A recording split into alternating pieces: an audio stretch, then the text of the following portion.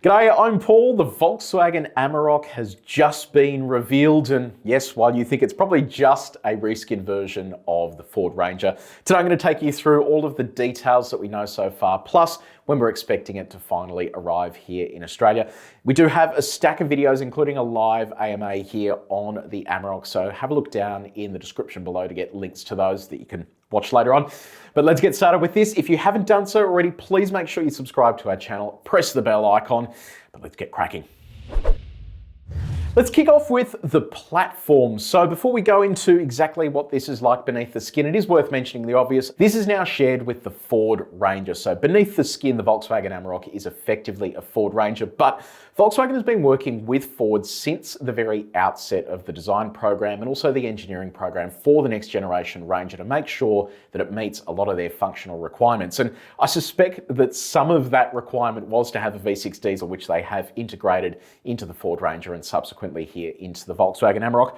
It is worth pointing out here as I read off the list here, because it is quite specific. The windscreen, roof, side, rear windows, door handles, mirror housing, and hard points are the same as the Ranger. But the stuff that is unique to the Amarok is the rest of the exterior, including the bonnet, the fenders, the outside door skins. They're all unique to the Amarok. And just like the Ranger, the Amarok was designed and engineered here in Australia. A lot of work has been done here locally on the vehicle. Now, I do have a confession to make. A little while back, we got some spy footage of an Everest and a Ranger, except now we know that was actually an Amarok that was testing. We didn't know that at the time, so little fun fact there. Let's jump over to the design. So Volkswagen is offering the Amarok globally with a number of designs. There's 5 to choose from. There's Amarok, which is the base model, Life, Style, Aventura, and the Off-Road Panamericana. What cool names. Here for Australia, I suspect we'll get the 2 top spec versions. It'll also come in 2 different body styles globally as well, a single cab and a dual cab. But again, for the Australian market, I suspect we will just be getting the dual cab version. It is interesting though, the single cab can actually fit 2 Euro-sized pallets, which I think is pretty impressive. Let's talk about the exterior first. I'm going to crack open my vision here of the Amarok and just run you through what I think. So right at the front there, I know the first time I saw this, I kind of got Colorado vibes. It has similar headlight design to that, and probably the blue isn't the best color. I don't think it does it enough justice there, but you can see different set of headlights compared to what you see on the Amarok today. Big Volkswagen logo there. Beneath the Volkswagen logo, you actually have Amarok text. So you can see that hidden just under there, and that is basically just another touch point where they can stick an Amarok badge. And then beneath that, you also have the radar sensor and your recovery points as well. It is worth calling out here, just in terms of the dimensions, it's 96 millimeters longer than the previous version of the Amarok.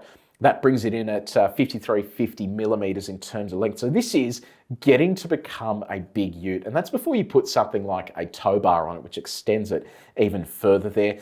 The width is 34 millimeters less. I do remember every time I sat in the back seat of an Amarok, it actually felt really nice and wide. It was very cramped for legroom, but it felt very wide. That's going to feel slightly narrower now. And that is to comply with some of the dimension tax elements you have in countries like Thailand. So that's why they've had to shrink that, given it shares a platform with the Ranger. In terms of other dimensions worth calling out, the wheelbase, it's grown by 173 millimeters.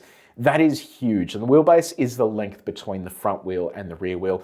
The reason that's so important is it means that it should finally have decent leg room in the second row. So it means you're not really compromised all that much for cargo volume, but it does afford you more room inside the cabin, given the length has increased as well. So that's really good to see. Just on the exterior there, you can see they've hidden V6 badge just up there next to the headlights. Then if we whip around the side of this car, you can see the big sail plane at the back there on this top spec version. That actually looks really cool. You've got chrome door handles. On the side profile within the door skins, you can see there's a little cutout there that's unique to Amarok. I don't think it's similar to what they do on the Ranger. Some of those wheel arch flares, it really just gives this quite a sort of muscular appearance out on the road. The roof racks, they can hold 350 kilos, which is a huge increase compared to the previous generation of the Amarok. So it's pretty impressive there in terms of the amount of load you can actually stick on the roof. It is interesting to see the extensive use of chrome here. So chrome on the front there, chrome on the door handles, chrome on those mirror caps as well. have gone to town there on a fair bit of chrome. Now, around the back, this is probably the bit that I like the most. I love that they've embossed Amarok along the back there. You've got the V6 badge, but I love the taillights the most. So they're LED taillights. They light up beautifully. You've got those intersections that are body colored as well, just to give this a bit of a unique character. The tailgate looks similar to the Ranger there in terms of its profile. It looks like it's got a little lip on the top of it. The Ranger actually has inbuilt things like your holders for clamps and that kind of thing. I can't see any of that here on the Amarok, but I suspect that they will eventually offer that given it is built into the platform. The tray on the back there is electric, so it can zip out of the way if you need to. And I think that sailplane really gives it a bit of character. It extends the cab a bit and makes it look like a much bigger vehicle instead of it just being a dual cab ute. You'll notice here with the headlights, a fancy little dance that they're doing there. This will be available with Matrix LED headlights. Now that's a big thing in the dual cab ute game because it means that if you are traveling through the country, which a lot of owners of dual cab utes are likely to be doing, you're going to get excellent projection out onto the road. You're going to be able to then block incoming vehicles from seeing your high beam. It will gradually shut down those lights as it goes. And I think that is really good news. I can't actually think of any other dual cab utes that offer Matrix LED headlights aside from the Ford Ranger that's just about to be launched. So good to see that they've actually gone to the effort of putting all of that in there. Let's go inside the cabin. This is where they've really gone to town on just giving this a luxury appearance. Righto, this is what I'm talking about. So there are two versions here of the screen sizes. So you can go 10.1 or the higher 12-inch screen. Now, it is interesting. Volkswagen obviously has their own infotainment system, but what they've done here is they've taken the Ford Sync 4 system and then overlaid a Volkswagen skin. But it is a little bit unique in some regards. So you've got a manual volume knob down the bottom there. Up the top, it looks like a home button. So it's similar to what they've done with new Volkswagen Golf. I don't really love that infotainment system, so hopefully this one works significantly better than that. But it is a big screen and you're going to get the same functionality that you get there in the Ranger, which means hopefully over-the-air updates, it means they can give you new features over time, which I think is a really good sort of thing to have. Up on the top there, you can actually see there is a hidden glove box. So you've got a glove box down the bottom, but a storage container up the top. So that should mean that you can flick little bits and pieces in there. The air vents look different to the Ford Ranger as well. And if you look along the dashboard there, it actually went to a lot of effort there in terms of the material. So the dashboard looks like it's like a leather style material, looks fairly premium. And that's what leads me to believe that this is going to have a higher price tag, but let's wait and see.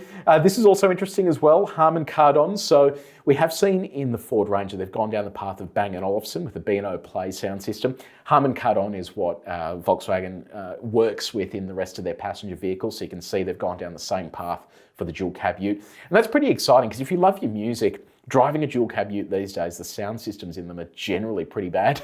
This is at least going to mean that you can pump your tunes while you're on the way to work or doing something else interesting on the weekend. The seats look typical Volkswagen. They've got that sort of multi-tone color layout.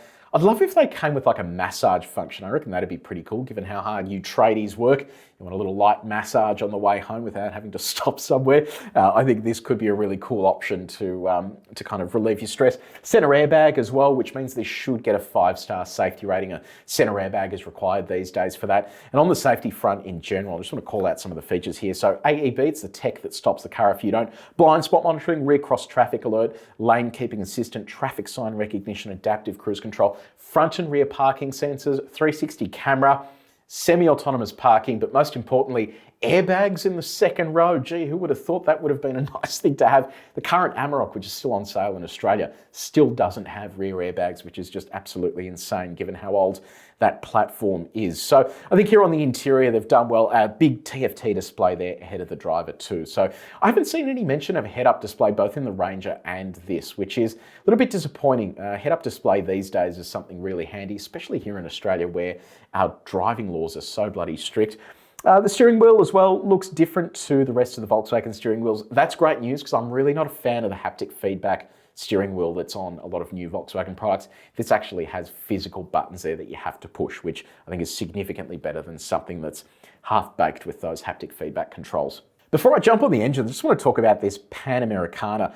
I reckon this is probably the pick of the range. It's kind of the off-road focus version. You can see that it has a meaty set of these all-terrain chunky tyres on it, and it's good to see that they are actually thinking of that. So this looks like it's the off-road focus version. I also prefer the front end on this, and I don't know whether it's just the colour scheme, but they've kind of blanked out that that sort of halo effect they have down the bottom, and it actually looks really nice and tough. So if you are into your off-roading, this is probably going to be the pick of the range. So I can see rear disc brakes there, and I don't know if that's just for the V6 versions.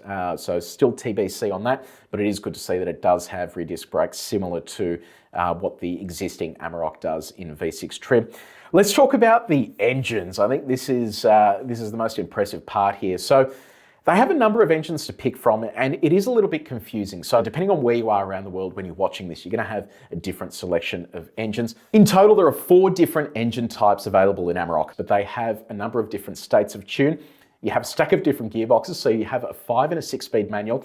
You also have a 6 or a 10-speed automatic. Let's talk about what's coming to Australia first, and kicking things off will be a 2-litre single turbocharged diesel. Makes 125 kilowatts of power and 405 newton meters of torque. This is likely to just be available in entry-level models. Stepping up, then you get the 2-litre twin-turbo diesel 4-cylinder, and that one makes 154 kilowatts of power and 500 newton meters of torque. That's the same as what we're seeing in the new Ford Ranger. It's a really good engine, and it actually works really well with that 10-speed auto. The one that is going to get all of you excited though is the V6 diesel. So this mirrors what Ford will offer with the Ranger. It's a 3-litre turbocharged unit, 184 kilowatts of power and 600 newton meters of torque. So that is nice and meaty. That will be exclusively available as an all-wheel drive. So it'll be a permanent all-wheel drive setup, but you can switch it to 2 high if you need to, where it'll send torque to the rear wheels. In exciting news for Australia, we're actually also getting a turbocharged petrol. So we're getting the 2.3-litre turbo 4 that's offered in the Ranger in the States, 222 kilowatts of power, 452 newton meters of torque. I am excited for that to be offered in Australia because at the moment we are a diesel nation, so it would be cool to see a bit of a peaky, fun to drive 4-cylinder turbo petrol. I know petrol prices are expensive at the moment, but I would like to see that. It is worth calling out as well that there are a couple of other engines available in other markets. So some of the African nations will get a smaller version of that single turbo 4-cylinder diesel that'll make 110 kilowatts of power and 350 newton meters of torque. And then Europe's also going to get a detuned version of the V6 diesel that makes 177 kilowatts of power, but strangely still makes 600 newton meters of torque. 80-litre fuel tank as well.